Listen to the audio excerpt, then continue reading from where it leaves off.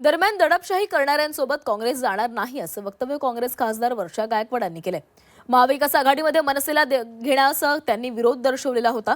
मात्र वडेट्टीवारांनी भाजप विरोधात मनसेला सोबत घेण्यास सकारात्मक भूमिका दर्शवली आहे। त्यामुळे मनसेवरून काँग्रेसमध्ये दोन प्रवाह असल्याचं समोर येत आहे। मुंबई ही असं शहर आहे की ज्याच्यामध्ये देशामध्ये सगळ्या राज्यामधले लोक या ठिकाणी असतात आणि मुंबईच्या विकासामध्ये प्रत्येकाचा हातभार आहे। त्यामुळे दडपशाही करणारं किंवा कायदा हाती घेणाऱ्या लोकांवर आम्ही जाऊ शकत नाही, जी आमची भूमिका आहे।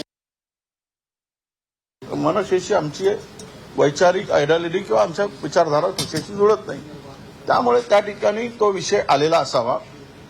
पण पवार साहेबांनी जी भूमिका घेतली की आपण आघाडीत लढलो पाहिजे, त्या संदर्भात आपण सगळे मिळून भाजपला हरवण्यासाठी, भाजपसारख्या या धर्मांध शक्तीला संपवण्यासाठी एकत्र येण्याची आवश्यकता आहे आणि त्या संदर्भात आम्ही सकारात्मक आहोत असं माझं मत आहे।